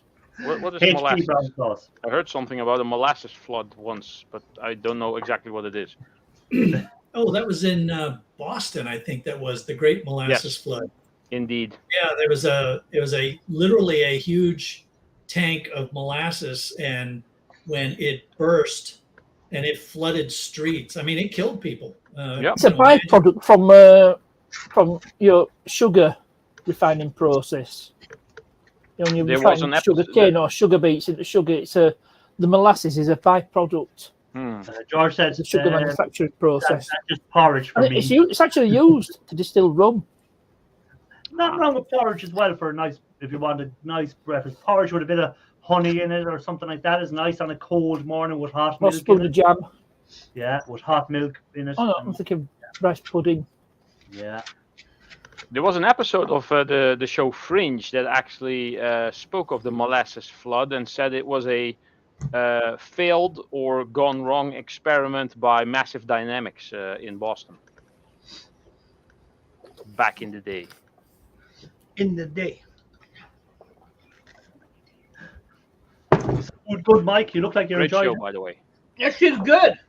it. He gave me taco meat, chicken, and steak. So I've already ate 3. I've got one more to go after I eat. Okay, There's a I'm gonna variation show- of brown sauce. I'm going to Yorkshire show my relish. ignorance now. What's grits? What? Grits. What's grits? How to explain grits? Yeah. How to explain grits? Have you ever had cream of wheat? No. No. It's a type of porridge made from cornmeal. According to Wikipedia.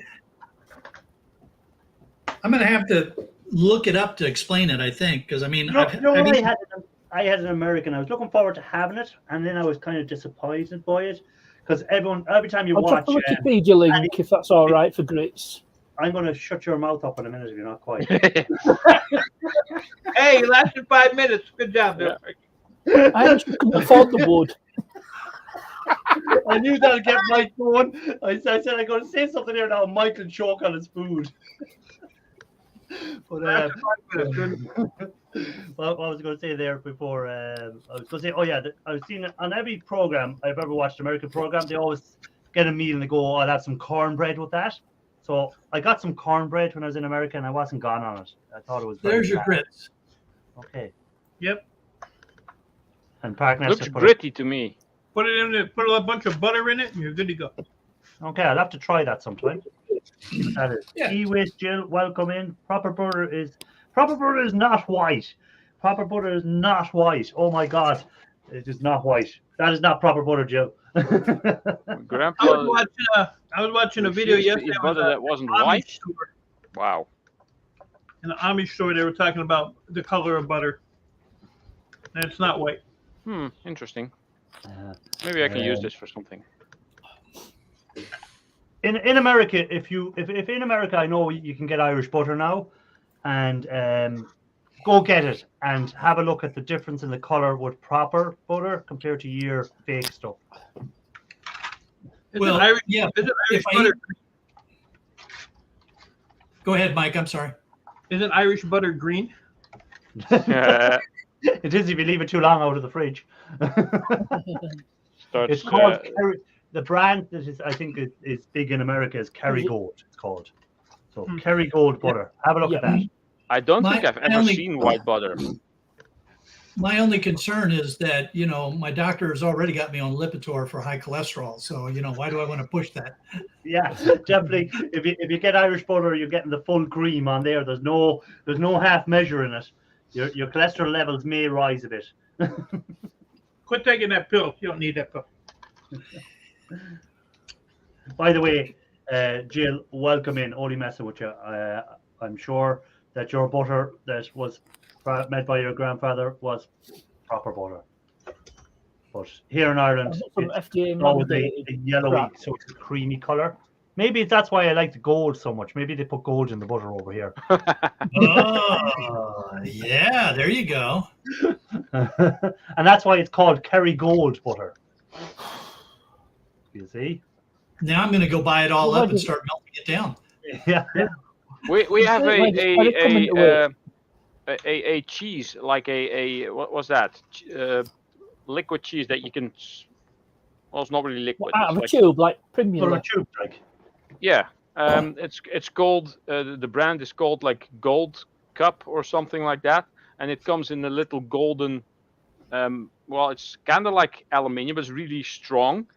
And I used to collect them when they were empty, and if you kept them in the correct shape and turned them upside down, then the whole thing looked like a golden ingot.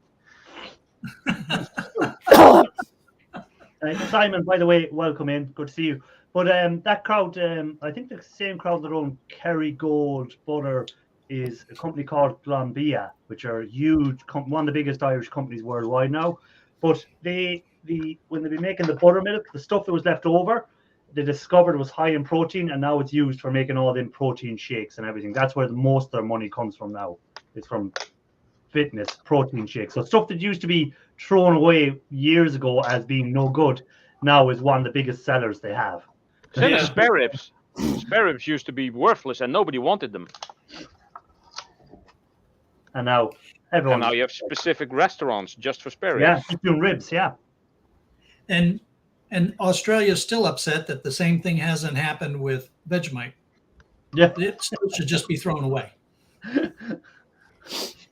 Vegemite, yeah. Ugh. They sell that crap here and it still sits on the shelf. I don't think anybody ever buys it. I don't think it goes out of date because it's so vile that nothing can. It's already out of date. It can't get any worse, you see. So they can leave it on the shelf as long as they want. What is the one food that you can have forever that never goes out, never goes off? I know. Go on, Shark. I know. Tell us, Honey. Shark. Yes, Honey. exactly. If you find honey that's 1,000 years old or 3,000 years old, it's still safe to eat. There's one other thing too. Go on. Fruitcake. I know another. I know another one. I know of another one. Fruitcake is never go bad. Twinkies. Oh, I don't know about that now. Well, now, according to Zombieland, Yes, there is an expiration date on Twinkies. but they have to put it on there. Yeah, but honey's the only thing you can take to do. If you find it from 1,000 years ago, it's still safe to eat. I've actually spoken to someone who is into beekeeping, and they said that it's actually not true. That there is, it does at some point go bad, and you're not I don't supposed know. to eat it anymore. If you heat it up, no matter, you know how honey goes crystallized? That's because it's Yeah. not pure honey, proper pure honey. If it goes that off, if it's proper pure honey, it won't go off. If it's unpasteurized and raw. Yeah. I mean, they've taken honey that was in the pyramids, and Yeah.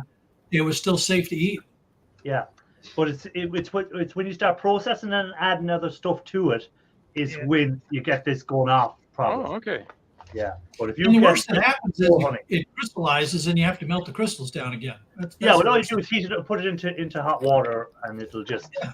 it'll put the jar into hot water, and it'll just go back to into honey. Some retro games like them. Gamers like them. Twinkies. Request for a Pentium 3 working PC. I used to have a dual Pentium 3 main board, and that had two processors slot processors on there of each was 550 megahertz. Who Ooh. dropped off? Shark dropped off. Sharky, device not connected, it says. So he must have an issue with his camera. He's down in the basement, but his camera stopped working. He's going to check his honey. Well, the thing with retro games is you can so easily just get a emulator on your beefy i9 PC, for instance, and play those old games just like you would play them on an old Pentium 3 I've or done an that. old Pentium 1 or an old Atari for some reason. Yeah, Shark is saying not sure what that is. Yeah, you're down in the basement, Shark, but your camera's not working. It just says device not VGA connected. 370. Let me look those up. It's overheating like his GoPro.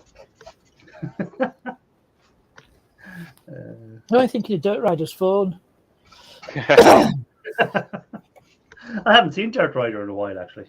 No. I almost scrapped out my PlayStation 5 yesterday, Ralph. Every game I played lagged out. Every game. What, really? Yep. It could Minecraft, be. GTA, they all crashed. It could be a heating issue. I have heard that if you keep your PlayStation 5 upright like that, that the weight of the heatsink might actually separate from the actual processor. and that the thermal Thermal paste. grease stuff that's Thermal in there, paste. yeah, it uses gallium, and that might actually drip in between it. Welcome back, Shark. Yeah.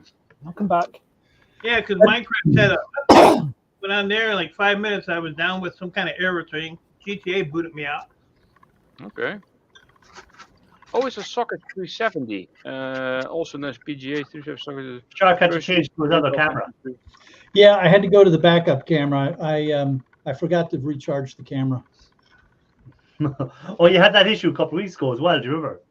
Yeah, and I've put it. I've been reminding myself to charge the camera up on Friday or Saturday in preparation, and then I keep forgetting. And you always do you always leave your camera plugged into the USB or anything like that? No. So I've had it plugged into the USB, and I think what's going on, I have to read the instruction manual on this camera, but I think what's going on is that when it's broadcasting, it doesn't charge the battery. Yeah, maybe there might be a firmware update or something maybe for the camera that solves that problem. Maybe it's an issue they didn't could know be. they had. Yeah, could be. I'll have to take a look at it. Yeah. Never stand the PlayStation upright. Yeah, because I think you could write on that, Ralph, about putting your PlayStations upright, because over time the heatsink, I think, can shift a bit away from the processor. Yeah, I have mine upright and I'm not changing it. I just like it. Mine's been Otherwise, my 30 other consoles don't fit on my. I have my PlayStation 5, my PlayStation 4, PlayStation 3, PlayStation 2, PlayStation 1. Has to be like that because the flat. And then there's the Nintendo 64 and the Nintendo GameCube and Nintendo Switch and Wii. The Wii is also upright, and then the Wii, and then the Super Nintendo and the old Nintendo, and then there's the Sega Master System, the Sega Mega Drive, and the Sega Saturn. And what you need to do, what you'd have to do someday, Ralph, is switch every one of them on at the same time and watch the power just drain from everyone's house around you. yeah. That probably my circuit breaker goes. That's enough. Large butters are dirty because it's grass-fed. American cows are fed on a. There you go. So that explains the color difference. Irish butter is from cows that are mainly grass-fed, and in America it's mainly fed from feed that isn't grass, such as hay, dried grass. So that's why the color Alfalfa. is different. There you go. Thanks for that information, Jill. That explains that. If there's an e-waste, Jill, is I there used an to play e-waste with my jack? 27-year-old SNES. Jill and Jack. I still have my SNES. I also have the Super Game Boy, which you can actually put. It's a cartridge. You can take the old Game Boy games, you put them in there, and then you put them in the SNES, and then you can play your old Game Boy games on the big screen.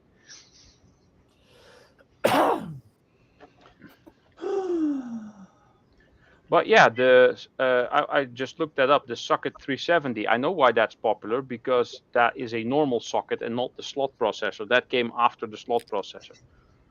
It was quickly succeeded by the 423, and later the 775 for the Pentium 4. Yes. No, not the 775. That was later. Like about I think it was the you can finish a game 478 when you were when you were younger.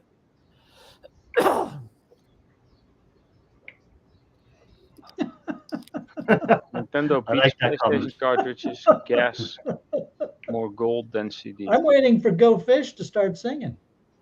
Has more gold, yeah. I think you meant Oh, to say has more gold, yeah. Yeah. There's Ruby's PlayStation cartridge. Yeah, the old cartridge used to have the gold fingers on them. Yeah, indeed. But don't scrap those out, because the games might sell for. More than the gold value ever will.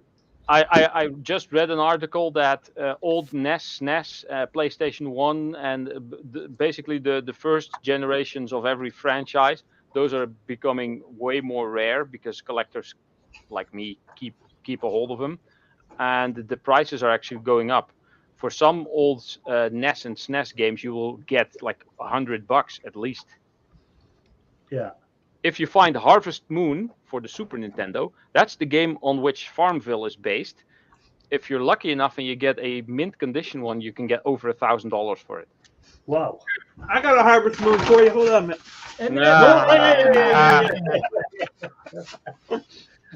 Tell me this, Shark. When you're out street scrapping and you come across any PlayStation games and stuff, do you check to see if there's any value to them, or do you just leave them there? Because I know I'd collect every PlayStation game or any of the old game consoles and stuff like that, just in case, as Ralph was saying there, some of them games are worth a lot of money if you can get some of them. Yep. And I want them all. If I see game CDs, I'll grab those. Gold. Sorry, Shark. I was distracted by gold. Yeah, I said if I see game CDs, I'll grab them. I probably ought to be a little more careful with that because I'll see a box of CDs, and if it looks like it's music, I won't bother going through it. But maybe I ought to. Yeah, because but again, there's companies that buy old music CDs even still. Hello, Ian. And Ian Matthews, welcome in. Good to see you, sir. But that's the one thing I think if I was street scrapping in America, I'd end up taking a lot of junk home with me that is no good because I'd be afraid there would be a value to some of this stuff, and then I'd have my shed full of just old CDs and stuff that is worthless. Well, CDs I don't bother with either. I don't even take DVDs anymore, unless it's a movie that I really, really like and it's in good condition. But otherwise, I just download the movies. I have like 22 terabytes of storage in this one, and I have 28 terabytes of storage in that one. So I can put I can put everything on my hard drive. What about the covers on the older ones? Well, if it's an original DVD and it's an original one, I might take it. I had an old game that was still wrapped in the original plastic. Wow. And I forget, it sold for just stupid money. And it was the poster that they were buying. Oh, yeah, because the game came with a poster. Yeah. And what they wanted was the poster. I just thought that was the weirdest thing in the world. But hey, yeah, it's strange what people pay money for or find as being a collectible item. If you watch Netflix, there's a program there called Collectibles or something like that. And it just follows these guys around who you ring them up and you say, "Oh, I'm looking for such and such a thing," and they go and find it wherever it is in the world for you. Now, again, some of the prices paid for the stuff is crazy money, like and stuff like that. But there's a big market out there for collectible stuff, and some of the stuff you go, "Geez, that couldn't be collectible, is it? I threw that away." So it just shows you out there. There's a lot of money. By the way, I just say hello to Scrapping on the Fly. Welcome in, sir. Scrapping on the Fly, another bum. Wow. And this is a piece of cast iron that's no use to me. Hey, Scrapping on the Fly does a lot of apartment clean-outs and stuff like that and houses. Scrapping on the Fly, do you ever come across any old games in them apartments when you're cleaning them out, or houses where people would have left games after them, like PlayStation, well, we'd say not PlayStation games, but the old NES games and stuff like that? Or Atari, or right, like that. Yeah, or Sega, or whatever. Yeah. Because again, as Ralph was saying, some of them games are worth a lot of money. So sometimes people might just throw them away thinking, "Oh, these are worthless games," and then they could be throwing away a lot of money. When ET the game in question, where Atari dumped up, put a load of them in a landfill. Yeah. ET, yeah. ET phone home. There was also, I forgot which game it was, but it was a sports game that was released on, I think, the original NES. And for some reason, the game released before the publisher actually was arranged. I just want to hold on there. I just wanted because I think there's a bit of confusion in the chat. Bushdog is just saying what Ian Matthews usually says on his videos. He says that folks off YouTube. He's not saying the other word you think he's saying. He's just saying folks off Ian's channel. It's if you watch Ian's videos, he always says folks off YouTube. But it sounds like he's saying nothing bad. Yeah, nothing bad. It's referring to people as folk. Yeah. Lunar Silver Star not Story. variation This I on need the- to check out. I don't know that one. Certain preferred word. Means the people of the Scrap and Fly said he only found a PlayStation 1. No, there's not real big value on PlayStation 1s yet, but eventually they will get higher. There's still too many of them out there. Lunar Silver Star Story. Yeah, it was ET. Oh, that's a PlayStation 1 game, I think, isn't it? I will say the gold fingers on them were awesome. Yeah, back in the day too, I probably took apart some games because I seen the gold fingers and I go, oh yeah, gold fingers, cut them off, and then I probably look back now. Them games are probably worth more than I what think I I've got. seen Silver Scorpion do the same thing. I gave that video a thumbs down. Yeah. So anymore, if I come across any of them games, I look to see online what they're selling for, and if they're selling for more than €10, then I won't scrap them off. But they're only going like for euros and €2, then I'd probably just still scrap them off. It means they're too popular. Oh yes, the Die Hard trilogy game for PS1. I also have that. That was actually pretty cool. If you could play the second one, which was basically a shooter with the light gun. Yeah, there used to be a James Bond game that as well, where you used to have the light gun for the James Bond game. There was GoldenEye for the Nintendo 64. That was considered to be the best Nintendo 64 game ever.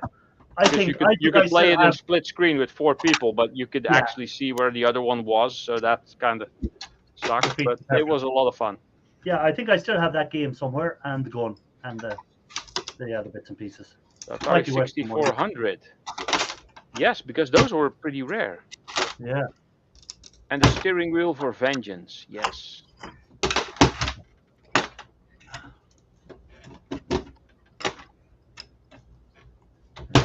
Die Hard with a Vengeance.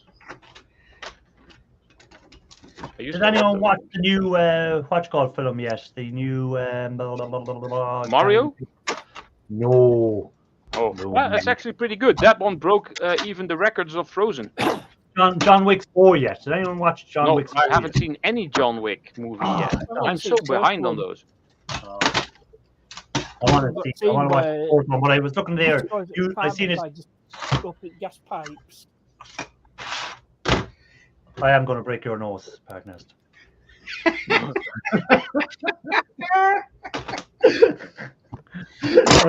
I'm only messing with you, by the way, Parknest. I'm only doing it to get a laugh out of Mike. He's lying, Parknest.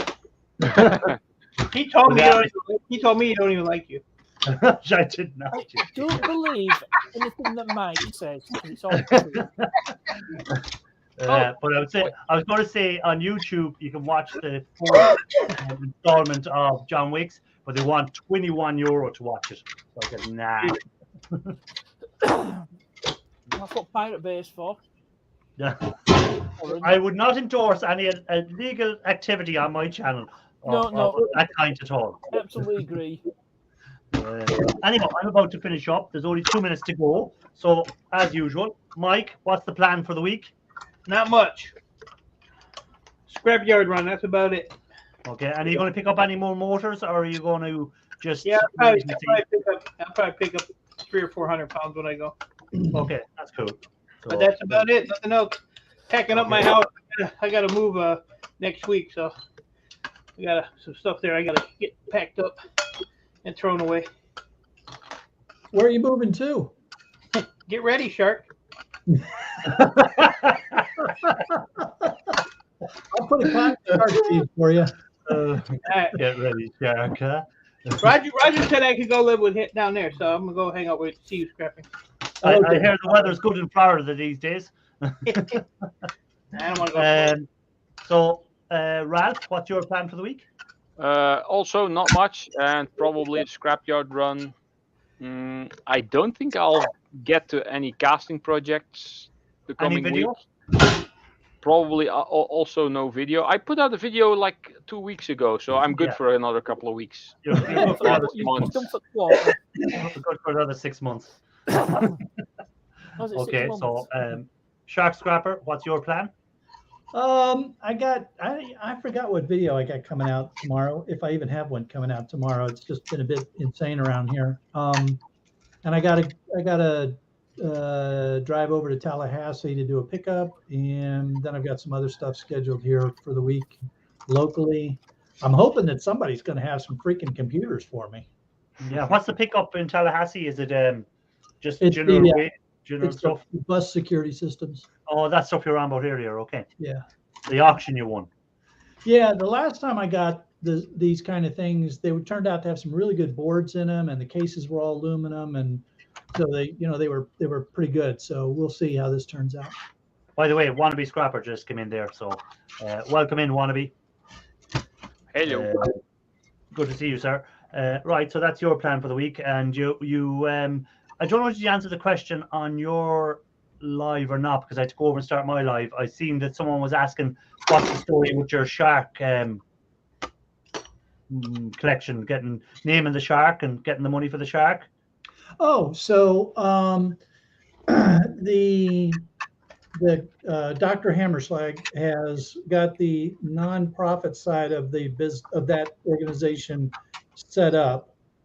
So now we'll be able to make our donation. So the money that we collected, the 2 for 22 collection, we can make that donation for the tag. And we're still trying to figure out if I'm going to go out on that tagging run or if he's just going to do it on his own during one of their trips. Okay. And I'm trying to debate whether or not I want to carry that on, do a 3 for 23 campaign. I'm talking with Dr. Hammerslag about the best way to play that out. So. Okay. Okay, so that's Shark's busy week ahead of him. So, Pagnest, what's the story with you? Well, I'm working throughout the week as normal, but Friday's video will be next installment of the Mercedes. Okay.